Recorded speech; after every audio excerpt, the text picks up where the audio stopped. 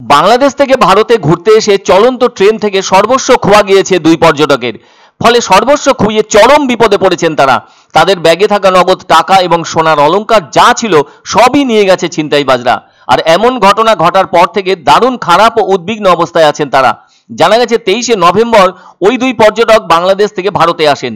তাদের বাড়ি অবশ্য বাংলাদেশেই। 24শে নভেম্বর তারা রাতে কাঞ্চনকন্যা এক্সপ্রেস ট্রেনে চেপে নিউ জলপাইগুড়ি স্টেশনের দিকে আসছিলেন, কেননা তাদের উদ্দেশ্য ছিল দার্জিলিং ও সিকিম ঘুরতে যাওয়া।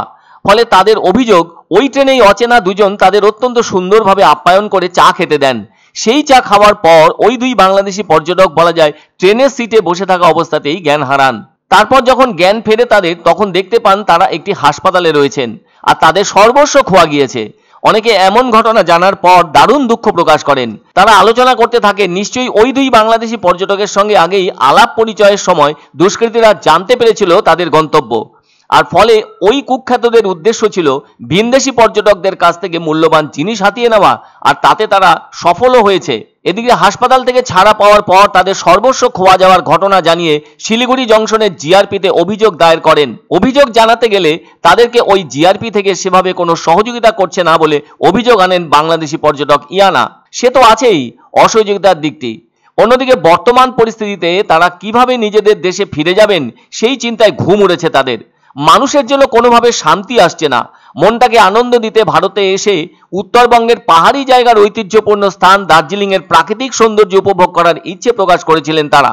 এরপর সিকিম রাজ্যের পর্যটন স্থানগুলোও ঘোরার ইচ্ছে ছিল তাদের, কিন্তু সঙ্গে আনা অর্থ এবং তাদের সঙ্গে থাকা সোনার গয়না এভাবে চুরি হয়ে যাবে সেটা ভাবতেও পারেননি। সমস্ত মুডই নষ্ট হয়ে গিয়েছে তাদের। এমন ঘটনায় এপার বাংলার সম্বন্ধে খারাপ ধারণা জন্মেছে ওই দুই বাংলাদেশি পর্যটকের। আর বাংলাদেশে সরকার পরিবর্তন এবং ওখানে অরাজক অবস্থা যাই থাক না কেন, ওই দুজন বাংলাদেশি নাগরিক আর যাই হোক, এই বাংলায় আসা ভিনদেশি পর্যটক অনেক আশা নিয়ে এসেছিলেন দু চোখ ভরে দার্জিলিং ও সিকিমের পাহাড়ি প্রাকৃতিক সৌন্দর্য উপভোগ করতে, আর সেটা যেন তীরে এসে তরি ডোবার মতো অবস্থা হলো তাদের।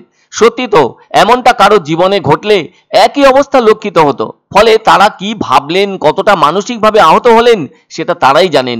কোনোভাবে হয়তো দেশে ফিরে যাবেন তারা, কিন্তু জীবনে যতদিন বেঁচে থাকবেন ততদিনই এমন ঘটনার কথা মনের গহন থেকে সামনে এনে খারাপভাবে নস্টালজিক হয়ে উঠবেন।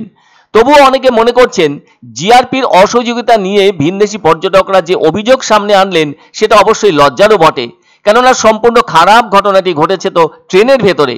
ফলে সেক্ষেত্রে অভিযোগ তো রেলের নিরাপত্তার ক্ষেত্রে উঠতেই পারে, কেননা এমনটা ঘটায় তাদের মনে হয়েছে যে রেল পুলিশের কাছ থেকে সেভাবে সহযোগিতা পেলেন না তারা। তাই এখন তারা কত তাড়াতাড়ি দেশে ফিরে যেতে পারবেন সেটাই তাদের মূল উদ্দেশ্য হয়ে উঠেছে। চাটা খাইছি, আমি শুইছি। শোয়ার পরে আমার কাজিনও শুয়ে পড়ছে। পার্সে 15,000 রুপি ছিল, সেটা নাই। তারপর 5,000 বাংলাদেশি টাকা ছিল, সেটা নাই। আর আমার হাতে একটা গোল্ডের 4 গ্রামের ব্রেসলেট ছিল, সেটা নাই। মানে সবকিছু ঘাটাঘাটি করে সব নিয়ে নিছে। আর আমার কাজিনের পুরা ওয়ালেটটাই নিয়ে নিছে।